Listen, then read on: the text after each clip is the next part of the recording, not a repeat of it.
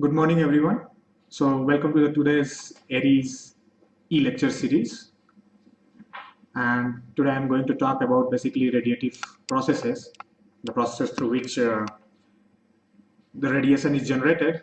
And so, the field is too vast and the literature is too large. So, my main focus is to give you a overview and what we see and how we can use it to study, understand the sources. So most of the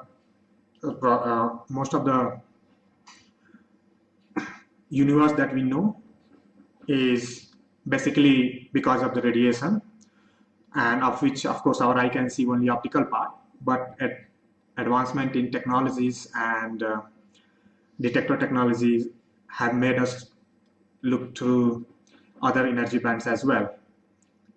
So, and we have found that there are a lot many sources compared to what our eye can see, and and of course there are much more fainter sources which we can observe through a telescope. So the outline basically, so to study these sources, because they are too far, we cannot reach them physically, neither we have control on them, and now we can do anything. So whatever we receive, we must infer everything about these sources from the emission. So the only sources for information for us is basically electromagnetic radiation, of course, which is basically light, is one part of it, a very tiny part of it, uh, for which our eye can see. And then charged particles, and the newest one probably you have heard of and is currently in news is gravitational wave. But gravitational wave is actually uh, too good only for very compact sources. And so basically most of the things we are going to see through radiation. So whatever radiation that we observe is basically directly related to the local condition and environment there in the source. And of course, because it travels from source to us, so it also has a imprint of the medium which is in between, basically gases there, depending on whether these interactions are strong or weak. The other thing about astrophysics and radiation process is that we need inputs from almost all the areas of physics, because the radiation in the stars is produced by nuclear fusion, so we need nuclear physics. We have everything is gas and molecules, so we need atomic and molecular physics. And then because particles are, the radiation is basically produced by particles, which are atom molecules or nucleus. So within nucleus, so you need particle physics, and then how they interact. These things are dealt with electrodynamics, quantum mechanics, and of course, because they are traveling, so there are relativistic effects if they are moving at relativistic speed. So basically, radiation is produced mainly by either transition within atoms. As you know, there are there are energy within which the electrons revolve, and if they make transition from one state to other, they emit radiation, which is basically lines. But if a charged particle is accelerated, it emits radiation. So that's how radiation is basically generated, most of radiation.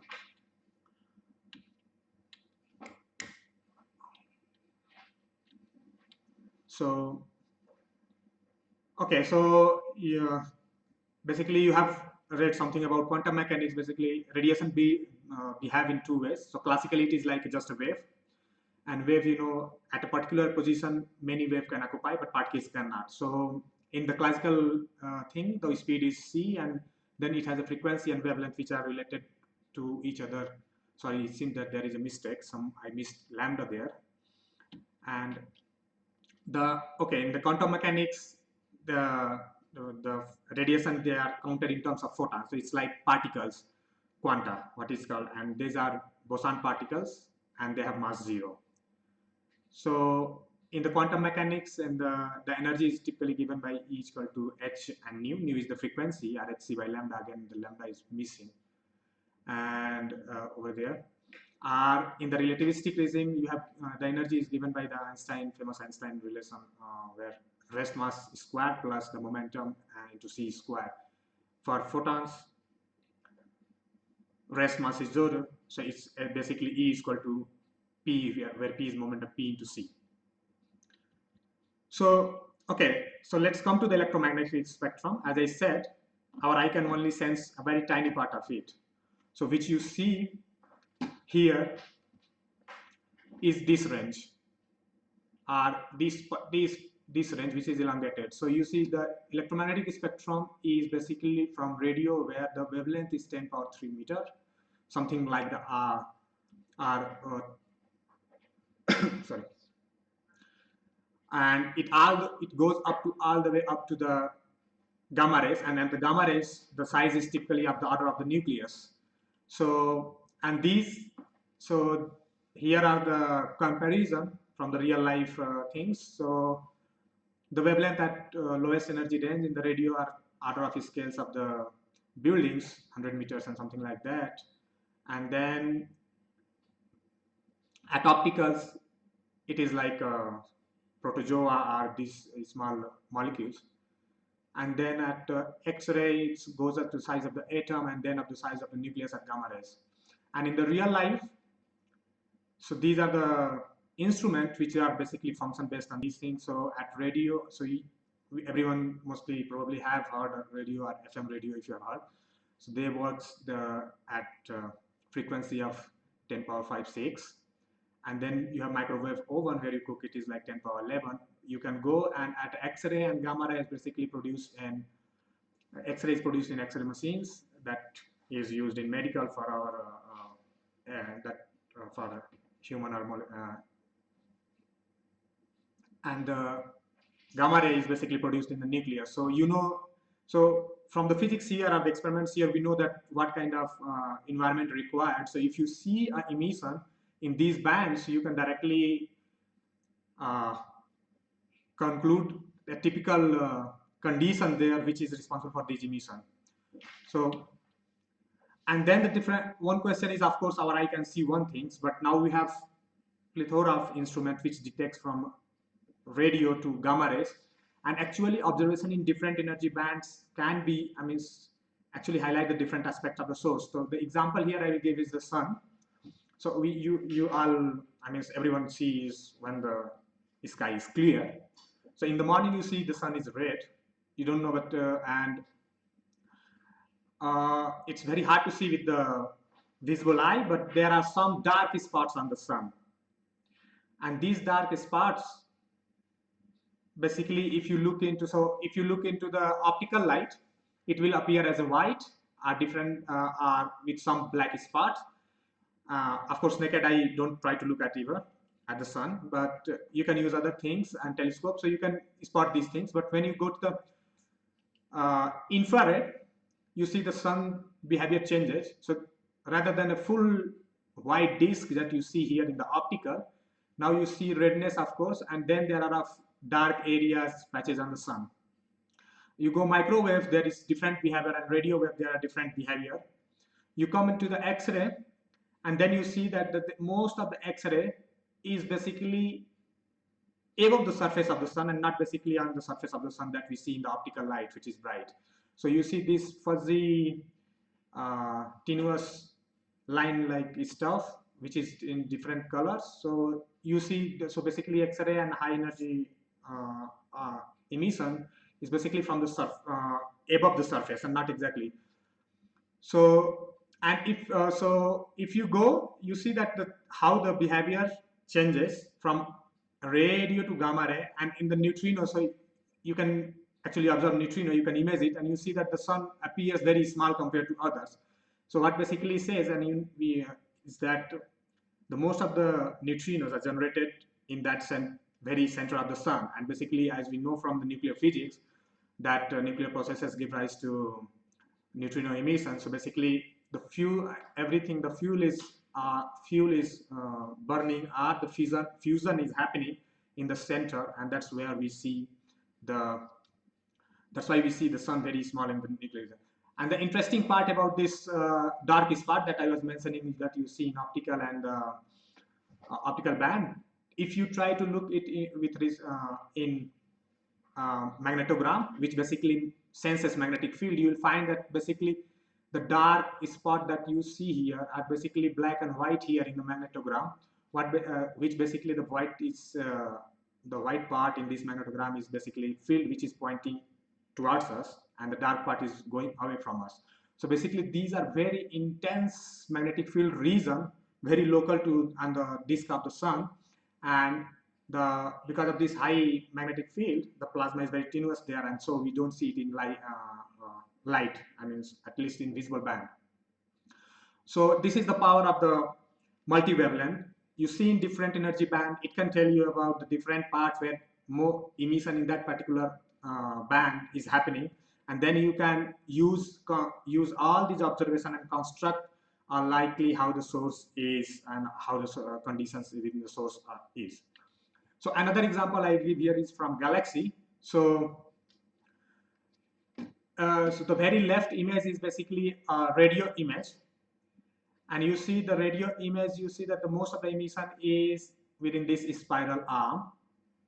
You go to the infrared and you see that again most of the emission is within the spiral arm, and you go to the optical. So you see this very bright center and then bright emission, but then there is this dark tenuous spot, dark thread like structure that you see. It's basically what you see in the infrared. So the bright part of the infrared is basically dark here. So this is the light that is obscured by this cold material which is in this spiral arm, and you go to the ultraviolet, which basically tells about the newly formed stars and things. So you will find that most of the stars are formed are high energy, means ultraviolet emitting stars are in this spiral arm. Again, it tells that most of the activity that we observe in this spiral galaxy is basically mostly concentrated within this spiral arm and not in between. So, and if you go to X-ray, you find that these spiral arms don't emit X-ray, but rather the only central part is the one where the X-ray is emitted. So if you combine all these, you can say that, okay, so the most extreme part where the highest energy emission is generated is basically the center of this galaxy. And as you know, every galaxy holds a supermassive black hole. The second thing is where most of the stars are. These are within the spiral arms. Where is the most of the gas? This is again in the spiral arm, and where the radio emission again in the spiral arm. So the most of the activity that you see are related to star formation or stars is basically in the spiral arm. So now coming to the few basic definitions that you figure out are you basically here. So there is a quantity we call luminosity, which is basically a measure of all the emissions. So you observe the source in everything: radio, optical, infrared, X-ray, and gamma ray. You sum all the emission, and that will give you the total luminosity of the source, how much radiation is produced within the source. So for example, the sun luminosity is 3 into 10 power 3.8 or something like 4 into 10 power 33 arc per second are in the MKS unit. So okay, just comment, most of the time are almost exclusively use CGS units in astronomy. So you will always find CGS units, but I have given here MKS unit, but most of the formula here are anything else that I taught by default, it is in CGS unit. Similarly, what is the luminosity of Milky Way? So Milky Way, Milky Way has 10 billion stars like sun. So you basically multiply one emission from one sun into 10 billions of suns, and then you will get the emission or total emission from a galaxy. The other thing is that most of so this is total luminosity, as I said, you sum from radio to gamma rays, but most of the emission in sun is basically in optical. So it's basically optical, it's proxy for optical emission. So then we call something like flux, so which is basically how much energy you receive on a particular surface within unit area. So this tells you like so basically the telescope that we design, they basically measure flux or some form of it intensity or something like that, and the unit is the unit is again energy per centimeter square, which is per unit area and per unit time. And if for a point source, you can directly connect the luminosity with flux, and if you see nu, as I tell, nu is basically the frequency of the observation, which is directly related to the energy of the photons emitted. So you can calculate also at a given energy or at a given frequency how much photons are, what is the flux of the photons. So like, let's say only radio, only infrared, or only optical.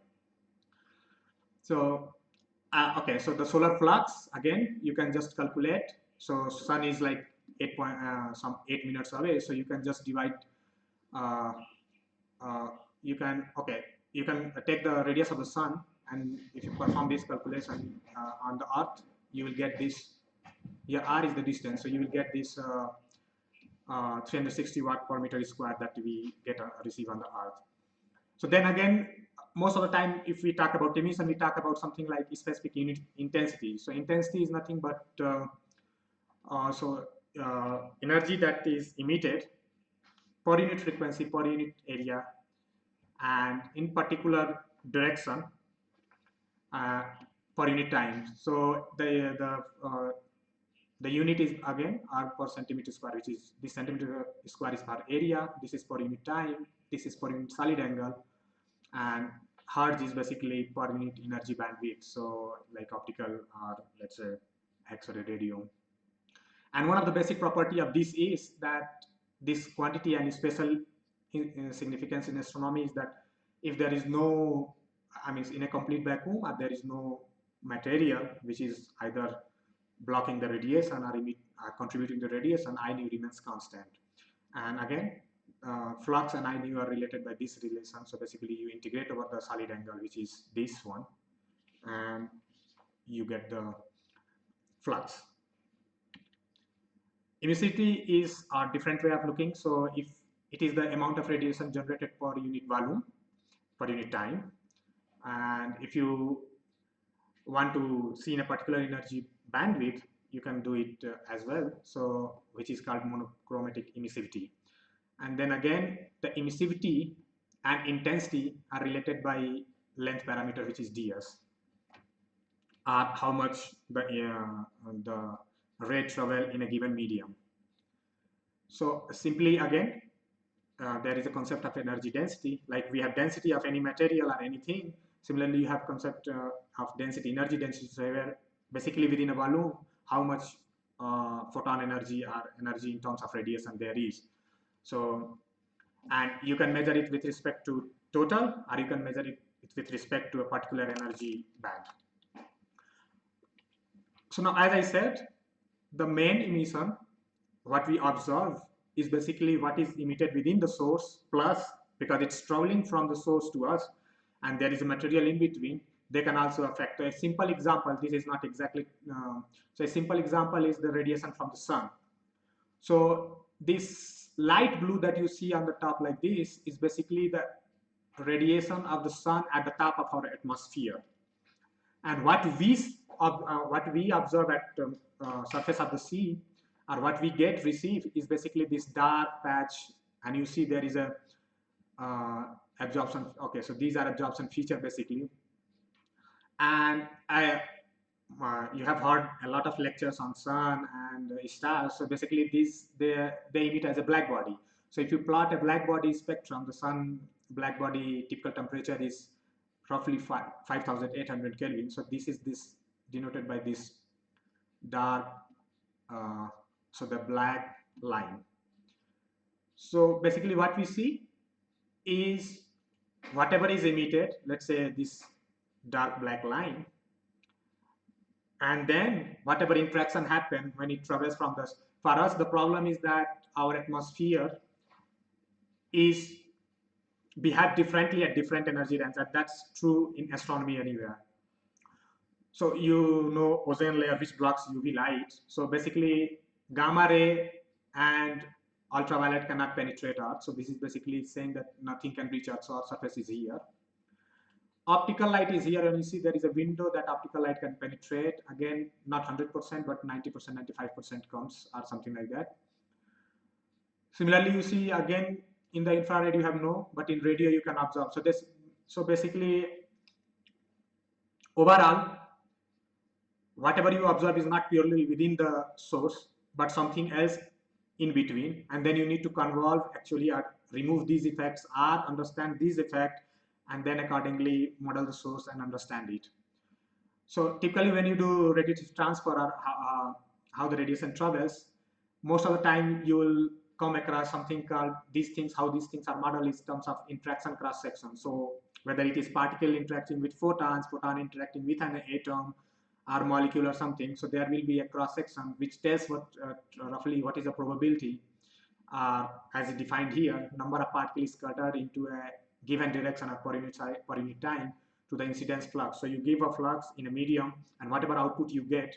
So depending on that, you can define the cross section, and you can actually, this cross section is basically exactly encodes the physics of the medium.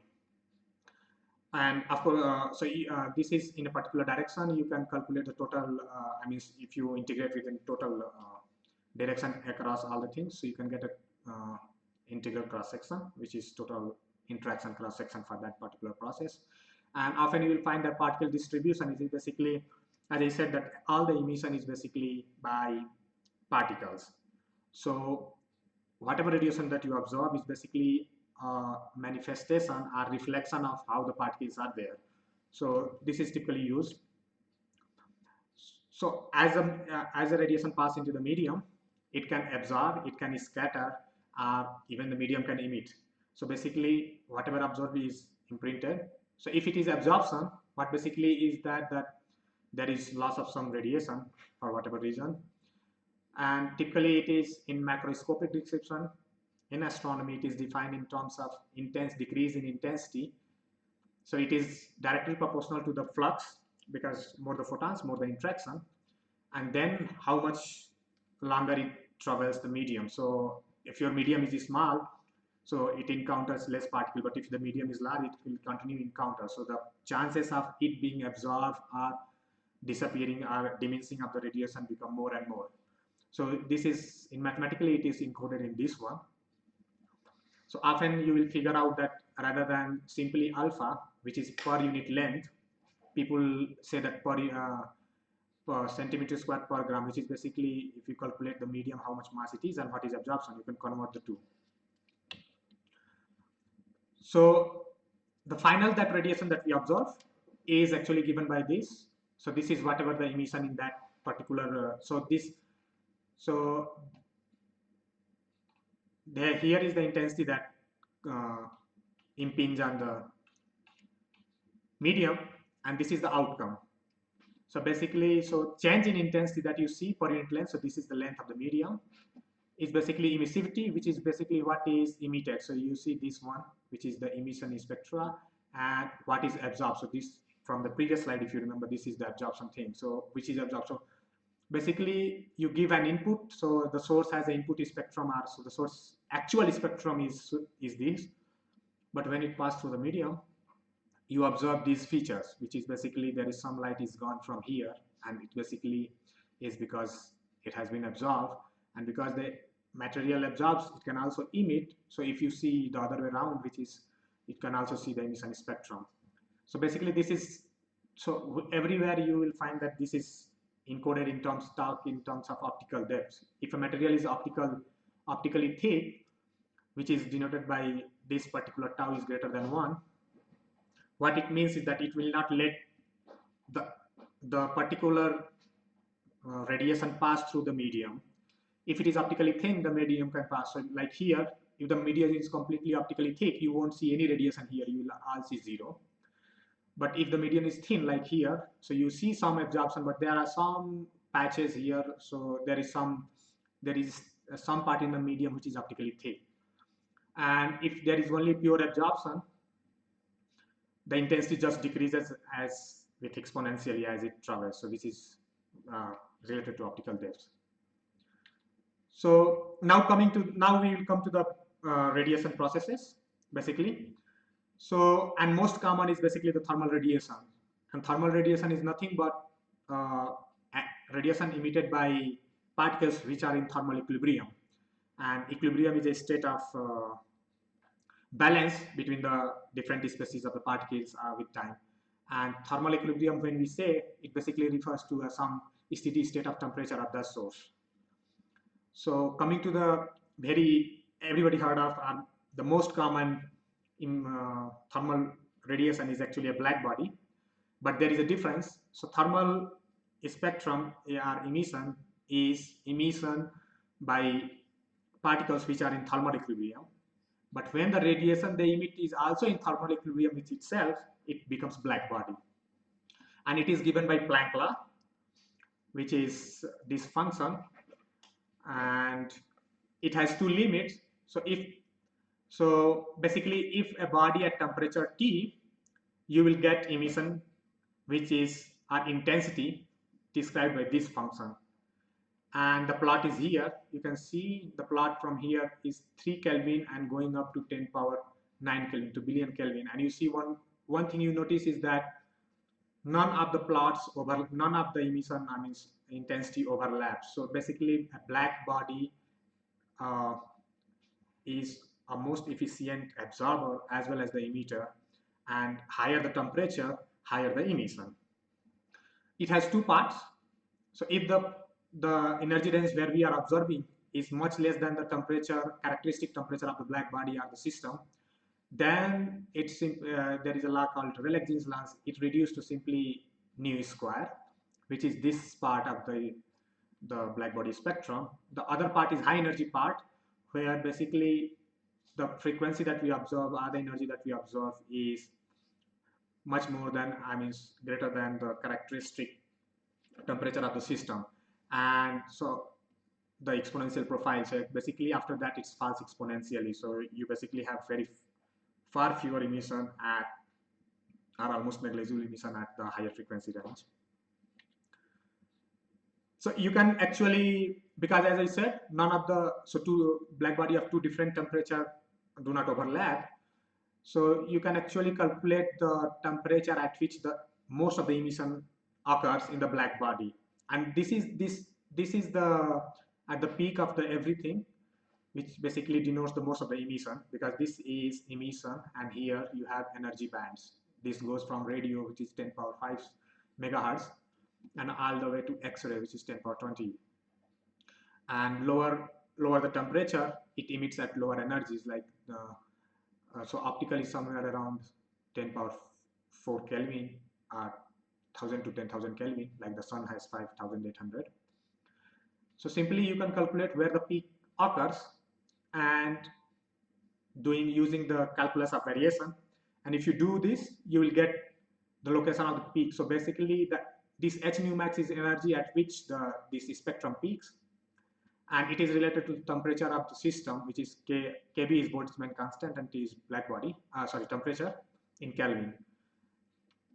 Similarly, because if you notice, energy is either with frequency or you can do with wavelength.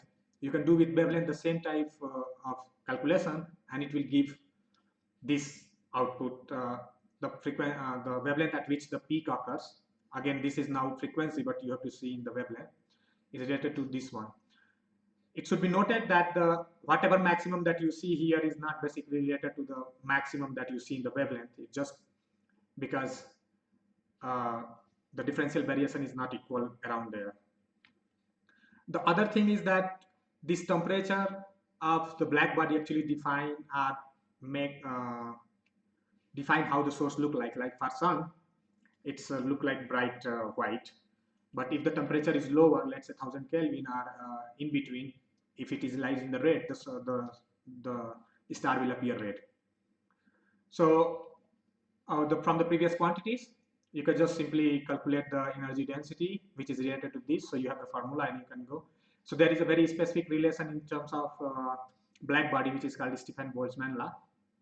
So total emission radiated is just a constant times the temperature power 4 of the black body. So this constant is Stefan-Boltzmann constant, and which is basically, if you integrate the flux, you know, the B, it's analytical form, you integrate it, and the constant that you get is sigma. And often you will hear something called brightness temperature, which is basically used in radio astronomy. So it is nothing but, so whatever emission you observe, you just say that this emission at this frequency is from a black body. And so if it is from a black body, what will be the temperature? So if you assume that part, you can derive the temperature, and it is called brightness temperature. It may not be a thermal temperature or non-thermal, but it's a equivalent of something. Effective temperature is, so one thing I want to point out is that hardly any star or even source are perfect black body emitters. So most of them has some defects. So there is a concept of effective temperature, which basically describes that if this radiation that we are observing had been due to black body radiation, what would have been the temperature? And you can simply, as you see, the Stefan is a form of Stefan Boltzmann law. So except that here it's actual black body temperature, here it's effective black body temperature. And an example is simply here. So the best black body that we know is the CMB, and you can see here the black body fit with 2.73 Kelvin. Again, as I said, sun is not a perfect black body. We can say it is a black body. So you see the best spectrum that describes sun emission spectrum is roughly 5772 Kelvin, but okay, so it is close to 5800 Kelvin. So the other thermal emission is basically Bremsstrahlung. Again, as I said, black body is from thermal thermal particles which are in thermal distribution, but the radiation is also in thermal equilibrium with itself. Now, if the radiation is not in thermal equilibrium, but the emission is just from thermal particles, so then you call it thermal emission. And the other thermal emission is actually Bremsstrahlung, which is nothing but the interaction, so light emitted when a charged particle pass through the Coulomb fields of another charged particle. So here you see there is a nucleus and electron is going on. So typically what it says is as it goes, it is deflected due to the field, the electrostatic field, the nuclear field. And so you have acceleration. You can, so the acceleration time is typically b by v. So you can calculate acceleration. The change in velocity by time is acceleration. And you can calculate what is the acceleration. As I said, accelerated charge particle emission. So this will give you emission. So if a single, so if an electron make a single pass with some distance b, the spectrum that turns out has a form which depends on the charge of the nucleus, what is the density. Of course, more, as I said, normally more the density, more will be the chances of interaction. Of course, and number density of electrons, as you see, because it's an electron interacting with the nucleus. And there is some factor which is basically cannot be treated in classically. So it is depends on the quantum description of how the interaction happen. So, but that is okay. So this is from a single particle, single interaction. As I said, the system is thermal equilibrium. There are a lot of particles. So a thermal equilibrium is typically a thermal equilibrium follow this form of velocity distribution. So what you need to do is for one particle, this is the emission. For this kind of particle distribution, all you need to do is actually do a convolution spectrum, and then whatever you get is the final Bremsstrahlung emission. And also Bremsstrahlung emission is called free emission. It's because the nucleus is free, charge particle is free, and the electron doesn't get bound, but it remains free even after interaction. So this has a very specific dependence. You see the temperature power half, and again the earlier division, there is a factor which is exponential. What basically it says is that above some certain temperature which characterize the thermal distribution, there will be a sharp fall in the spectra. So here is an example. Here is how a black thermal Bremsstrahlung emission looks. So this is in CGS unit. You see it has a characteristics. So higher the temperature, so for a given density and charged particle nucleus, you have lower emission. But then it has a flat spectrum almost, and then there is a sharp decline. Now, as I said, that black body is a radiation in thermal equilibrium. So what you can do if you want to go from here to black body, because this is also emitted by a thermal distribution of particles, you just keep increasing the density. So from here to here, from lower to high, the density increases, and you see the moment it becomes optically thick, it exactly becomes a black body of that temperature. So basically that's how they are related. And one of the most one of the thing is that the maximum emission that a particle can emit is whatever energy it can. It will always emit less than that. So the in the astronomy, the best known X-ray emitters are the most massive things is in galaxy cluster thermal emission. And so this is a galactic cluster, this is in optical, and this is in X-ray. And this is the measured spectrum. You will be surprising that it doesn't look like this flat, something like that, which should be here, but here it is in terms of photons basically. So what you need to do here if you want to see is divide by the energy, so it will become like this one. So that's what you see here. Now, okay, so this is all about the thermal emission, the most basic processes for continuum radiation. And you will often hear there is a non-thermal emission. So anything which is not thermal emission is non-thermal. It doesn't matter whether it is by how it generated, but if it doesn't follow a thermal law that we know, it is a non-thermal emission. And one of the most prominent non-thermal emission is basically synchrotron. So it is basically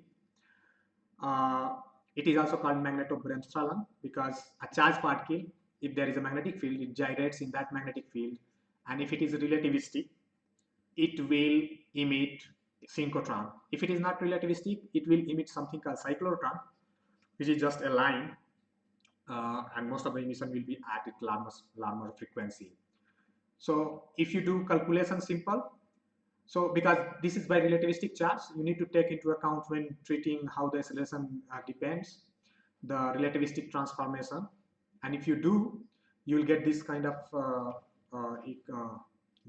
dependency and analytical form, where E is the charge of electron, V is the velocity, B is the magnetic field that you see here, and gamma is the Lorentz factor. So basically energy of particle is equal to, in Einstein theory, is gamma into mc square. So this gamma is the Lorentz factor, Lorentz boost of the particle. So the very difference here is, so here is the difference. This top panel or this figure shows when the charged particle is not relativistic, how the emission looks like. So if the velocity and acceleration are in the same direction, you will see the emission is mostly perpendicular to the velocity and acceleration. The moment it started becoming, okay, the moment it is velocity is perpendicular to the acceleration, you will see that it's emit along the direction of the velocity. You have almost equal emission at the direction opposite to the motion and in the direction. But the moment it becomes relativistic, there is a relativistic effects coming. What you find, if you compare here, that there is no emission in the backward direction. So the charged particle is moving this direction. Almost all the emission is in this direction. If you are standing behind, you will receive none or very small amount of radiation. Here in this case, whether you are situated here or here or here, any with respect to this particle motion, you will receive the similar amount of radiation, but not in the relativistic case. It's just because of the relativistic aberration, which probably many of you have studied in the relativity, special relativity. So it is basically relativistic effect change a lot of things. And if so, only you can see this source if you are within this angle, something called by gamma, and in the direction ahead, not in the back. And the total energy radiated is basically related to the magnetic field, which is B, and the Lorentz boost of the particle. So basically, higher the Lorentz boost, the more the radiation produced. So because this theta is basically angle between the magnetic field and the particle motion, if you average over theta, you will get some form of like this, which is basically the synchrotron radiation, and it is highly polarized. Again, this is the total power. You see, this is total power radiated, not. So now we want to know whether it is radiated in, how much is radiated in radio band, infrared, and optical and other bands. So what you need to do is look for the spectrum. So for a single particle, you can look the book into the books for detail.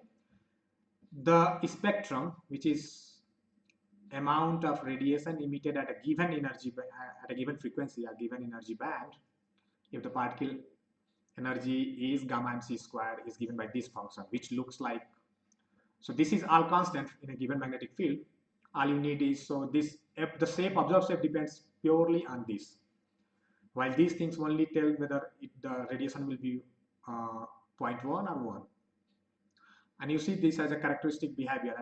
There is something called characteristic frequency, a critical frequency, which we call this, below which the spectrum follow on nu power 1 by 3.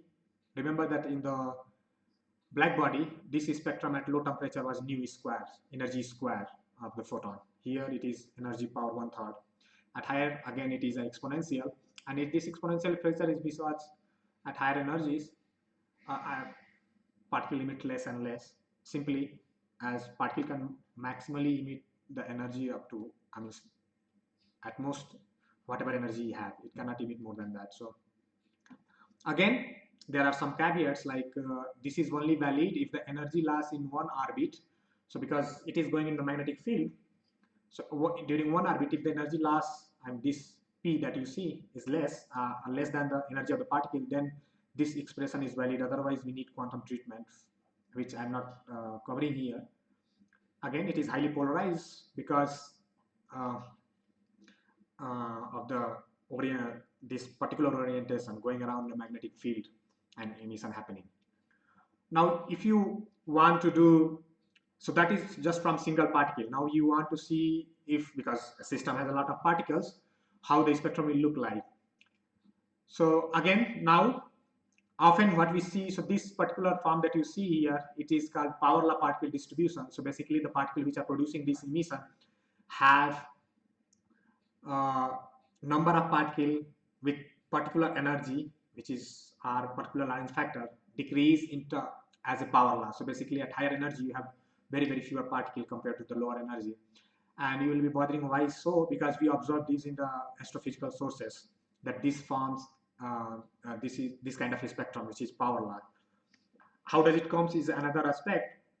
So what basically you do, if you have a particle distribution in power law, all you need to do is, as I told you earlier, you have a single particle, so you can you convolve basically, or you multiply the single particle emissivity with the number of particles at this energy and integrate in the range.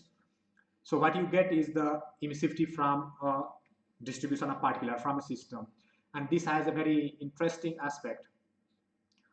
So if your power law particle index is P, the spectrum that we observe, the photon spectrum that we observe, is actually P per minus 1 by 2. So it has a spectrum. So if you know this, you immediately know what kind of the particles there are in the source, and you can also deduce what kind of environment you need to maintain these kind of things. So which is shown in the right. So this is the single particle emissivity. It looks like this in the energy versus flux plot, because you have a particle which have slightly differing frequency between minimum to maximum. So what happens, the particle with lower energy peaks here, then the particle with lower, the slightly higher energy will peak here. And now you will asking why decreasing. It's because this number is decreasing. So basically, the particle with successively higher energy, the peak will occur at higher energies. And so if you sum all those emission from all the particle like this one, a single particle, let's say E1, then E2, E3, and if you sum, you get a power law, and this power law basically is P minus 1 by 2, which is this alpha value. Again, as I said, every system has, because system is photons plus particles, so photon and particles can interact, and particle is emitting, but sometimes photon can also give energy to particles. So there is always a range where most of the energy is absorbed, because photon has higher energies as photon, and particle interaction is efficient. So at low energies, basically, which is it has a spectral form which goes as e power 5 by 2. Again, it is different from the black body, which is nu square or E square. E is energy. So this is the observed spectrum that you see here.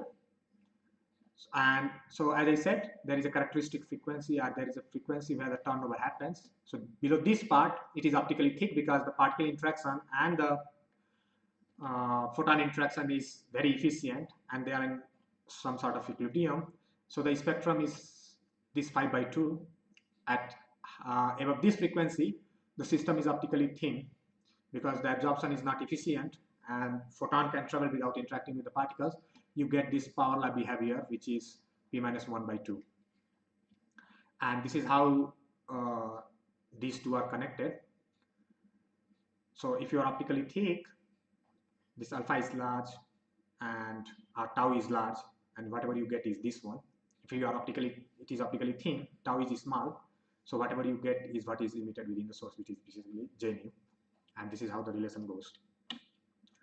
And the best example for this kind of radiation are basically one of the compact source, which is, many of you know, probably Crab Nebula. So here is the image. You look into, as I said, look into different energy bands, you see different aspects of the source. So this is radio, this is near infrared, visible, X-ray, and gamma ray. So you see, gamma ray, most energetic emissions are basically from the center of the source, which is basically here if you look into these images. While optical and infrared lower energy emission are from much more larger area in the source. So this is the spectrum. And the one of the property of non-thermal sources is that spectrum is quite broad. So they emit all the way from radio, you see 10 power 10, to gamma ray. So this is gamma ray basically. And this is observation by different observatory. And if you want to see how the Bremsstrahlung are optical, okay, let's black body spectrum looks here. So you see this is the black body spectrum probably.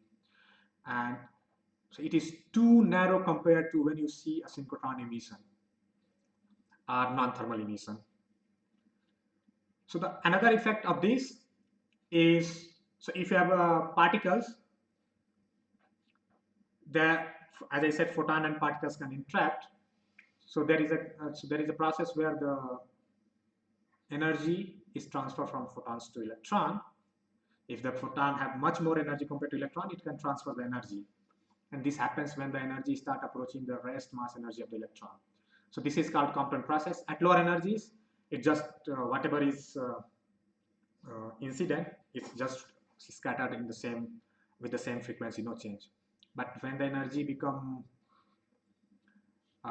significant or comparative, that photon energy is close to the electron energy that it has, then the scattering actually becomes different, and you see that there is a net transfer of energy from photon to electron.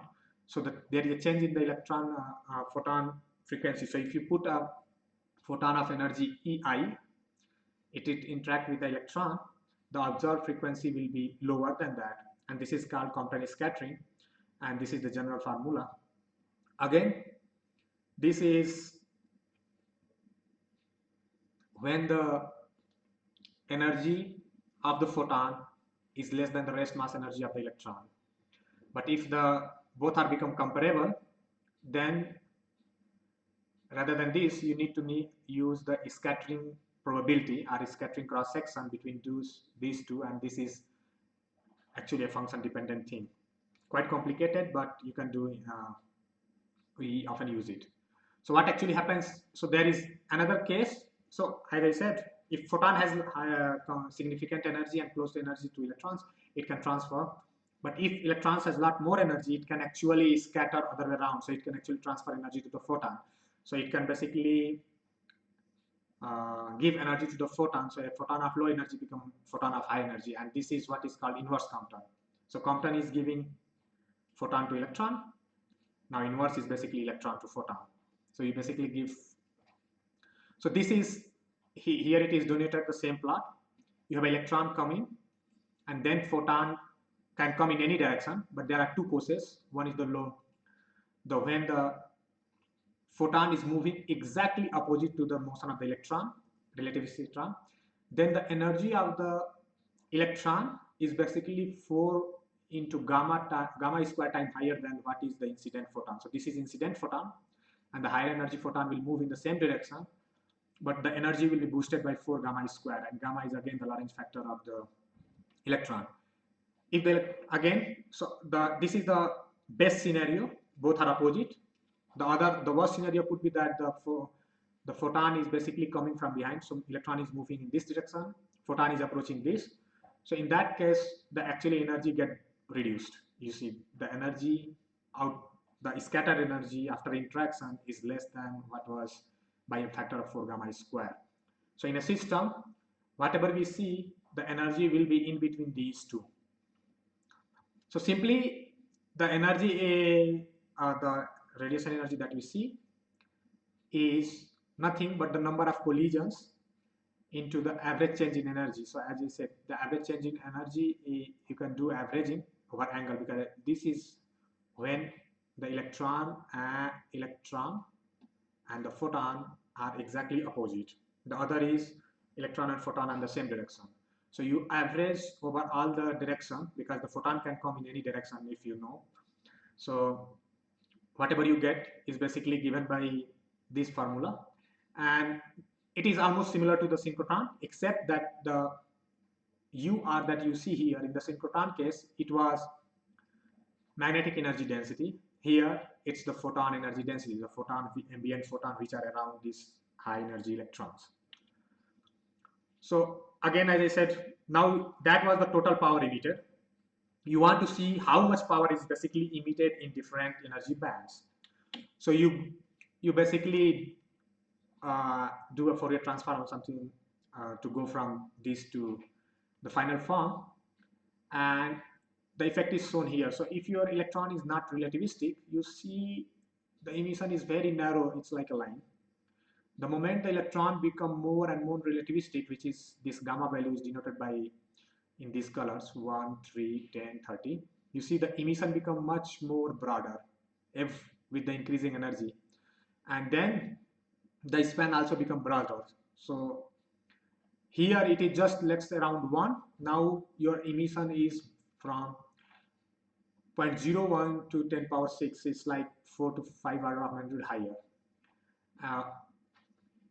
So this is from again a single particle if we relativistically moving in a medium where the photons are there. If you, but what if you have a not single particle but a particle which have a distribution? Again, normally as I said, these particles are often we observe in astronomy is non-thermal emission, power law particle distribution. So again, you need to do, you just multiply with the number of particles, so single particle emissivity with the number of particles, and the spectrum that you again get has again some power law form. This is again a constant. So what will tell you whether this scale should be 10 power 15 or 16, but the form, which is basically this one that you see, or this one that you see, or this one, is basically this one. So again, it is exactly similar to the synchrotron spectrum, where the particle index and the photon index are related by this. So if you know the photon index, which is basically this, the spectrum that you observe at different energy bands, you can immediately know the source and you can derive it, the local temperature. So this is how it looks like. So this is synchrotron spectrum from a power law distribution of particle, and this is the inverse Compton scattering of these photons. So the electrons are generating the synchrotron photon, which is red curve, and these red curves are now these red photons are the photons represented by these red curves are now interacting with the electrons again, and it gives rise to an emission which looks like this blue one. So it is inverse Compton. Basically, the photons are transferring, electrons are transferring energy to photon, and this is again pretty common. So I showed you the previous the Crab nebula, but not showed you the full spectrum. So I showed you up to here, but if you have noticed earlier, there is another feature which is different than this one. So this is synchrotron as it's denoted here, is this feature. And if you do an inverse Compton scattering of these photons from the electrons which are basically emitting this, you will get an inverse Compton spectrum which is called synchrotron self-Compton. Synchrotron self-Compton because is the synchrotron photons which are produced by particles are again scattered to higher energy by inverse Compton process. Now the problem is the higher at the energy, the higher you go in the energy, the process becomes too much complicated. And as I said, photon even behave as a wave and particles. But here it's completely different. So what actually happens?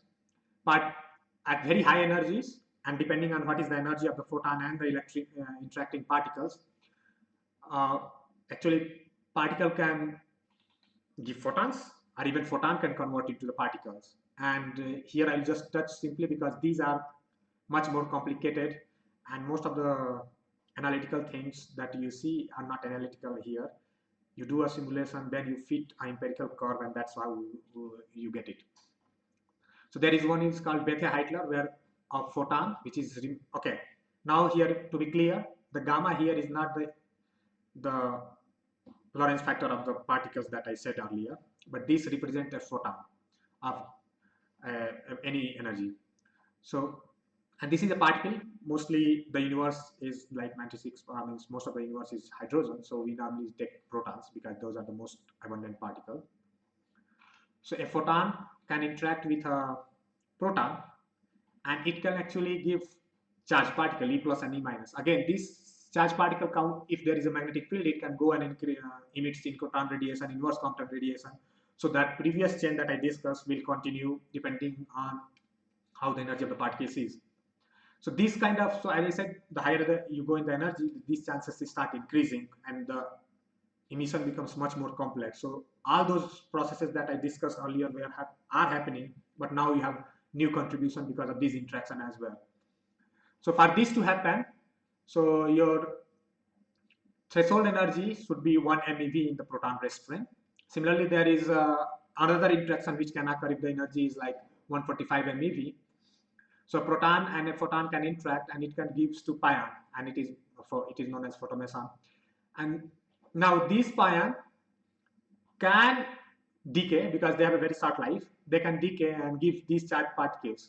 Again, you see there is a E plus, E minus electrons are produced, or photons are produced. So if electrons are produced, again, if there is a magnetic field, if there is a, it is going to do all those synchrotron and inverse Compton processes. So it will add more emission, and it can go. Again, there is, if you go further higher up in energy, two particles can interact. And if the energy is 1.2 GeV in the proton rest frame, it can basically generate again these pions. But here, notice the difference. Here, the particle and particle again are proton and proton. Here, proton and photons. So one proton must have energy above this or close to this, and the other, even if it doesn't have energy, so it can give. So, and the best example you see is, so these kind of very energetic processes are seen in the most extreme sources like active galactic nuclei, where the center, as you say, the center is the where most of the high energy emissions are, the most energetic photons are produced. So this is a case of Tycho supernova. You see an image. So basically you observe it in X-ray different energy bands. Here the energies are given. And if you combine all the images you see here, so you see most of the X-ray, high energy X-ray, 4 to 6 kV are within this thin cell, and while the more cooler are still in X-ray, but cooler emission is around that part. So here, if you see the spectrum, how much energy is emitted, here you made an image. If you go into the spectrum, which is basically this one, how much energy is emitted in different energy bands from radio to gamma ray, you see that this is a gamma ray, and basically the radiation is because of the pion. So this blue curve is because of the pi zero decay, which we saw just earlier. This red one is the synchrotron. And the inverse Compton of this synchrotron is, you see, this cyan curve. And then there is also, so we talk about the bremsstrahlung, thermal bremsstrahlung. There is a relativistic bremsstrahlung, again, because there are electrons and ions there. So which is like this.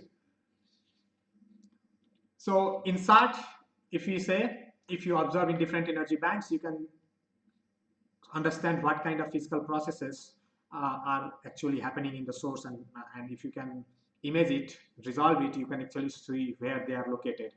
So in the nutshell, so this is a typical so sources which emit in different energy bands. So if you see gamma ray energies, which is MeV or something, your temperature of the system, if it is in by black bodies kind of source or black body temperature, you need 10 power 8 Kelvin. And this is basically gamma ray you see in accretion disk and black holes. Basically, very compact objects are very extreme sources that we call. X-ray again in the galaxy cluster, because cluster has too much mass, so the gravitational energy is too high, so it hits the material.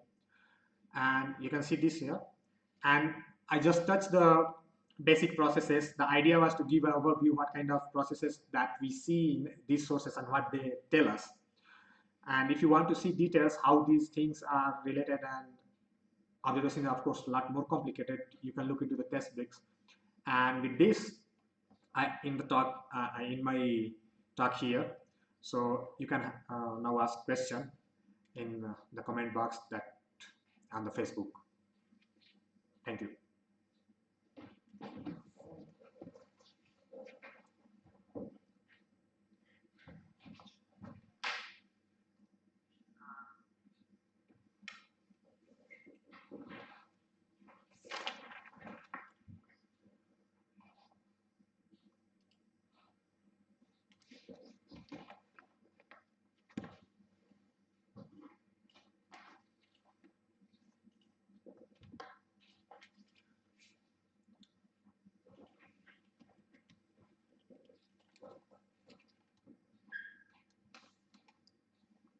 This one. So there is a question from Amar Ayan. He's asking, the central region of the galaxy is bright in almost every wavelength. What type of activity or activities can be responsible? Please shed some light on this. Okay. So the central region is of course too hot, as you said. So it could be Bremsstrahlung, or it could be a non-thermal emission like synchrotron and inverse Compton. For that, you need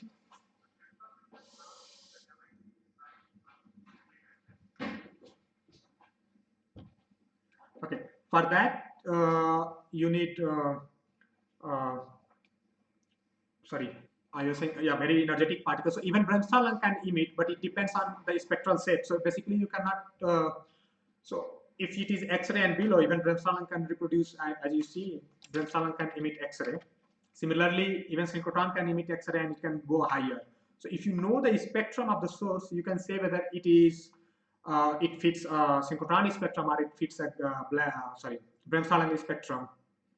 The second thing is polarization. So what I actually didn't touch it in the whole talk because my idea was to give an overview. So one of the things that I mentioned is that if you see a lot, if the central emission is too much polarized, if you can measure polarization, then thermal emissions are not polarized at all. So it is basically points toward synchrotron emission or synchrotron and inverse Compton emission. But if it is not polarized, it could be thermal Bremsstrahlung as well. But again, for deciding the two, you need the spectrum. So you know the spectral shape. If it fits the Bremsstrahlung, then you know it is Bremsstrahlung. If it looks like a power law, then you know it is a synchrotron and inverse Compton emission. So there is another question by Ankur. What is the physical mechanism going on the atmosphere at the time of blocking X-ray, gamma ray, and UV radiation? Okay, so you know the ionosphere, so it can ionize the things. So it basically what happens is basically you absorb it or get scattered. So okay, let me go from lower to higher. So at lower energy, basically they are absorbed and re-emitted. So it basically ionizes the atmosphere, the top layer, and as it goes below, it can be absorbed because after interaction it will emit in lower energy. So by continuing, so either it is absorbed or it will just received at lower surface at lower energies. But so it is basically photoelectric effect and absorption, scattering. The other is if you go to the very high energy, the problem is that these photons can generate charged particle, as I said to you in the last slide, second last slide. Now those charged particle can actually continue to go into the system. As you know that we receive a lot of nuance at the sea surface level. So these charged particle can still come and they still interact with the atmosphere and keep emitting either charged particle or radiation depending on whether they produce. So basically it will whether they produce lower energy photons or higher energy photons, and whether this photon with interacting with the atmosphere, atoms of the atmosphere can still have the energy to generate new charged particles or not. So basically, either it will be a, it will end up with a electron positron charge pair, and if you have heard of Cherenkov light, it is due to one of these effects. But this happens at actually very high energies, like hundreds of GeV photons interacting on the atmosphere. Lower energy either absorb or it will be completely reprocessed in lower energies. So there is a question by Indranil Chattopadhyay. Any photon? No. Okay. This is a comment. Sorry. This question. Okay. Which one? And specifically about the Bremsstrahlung photon in their origin is thermal. So again, the Amar has a question that Bremsstrahlung radiation get trapped in the optically thick medium and thermalize, achieving the same temperature as the medium, hence therefore black body. Please correct me if I am wrong. Okay, no. So as I said, you have a thermal distribution of particles, and if the photon and it is emitting Bremsstrahlung, if it is not optically thick, the photon will not interact much with the gas, the system that is generating that thermal radiation, thermal particles. But so what you can do is, so that is the thermal Bremsstrahlung. But if you start increasing the density of the system, what basically it says, as I said, that interaction is directly proportional to the number density of the photon as well as the number density of the system which is generating this. So if you increase the density, the chance of interaction is stronger and stronger. So basically what actually happens is that it becomes optically thick and thick and thick until a moment it becomes so optically thick that the photons that is generated within it there is not a single photon in some sense, which basically leaves that system without interacting with the particles.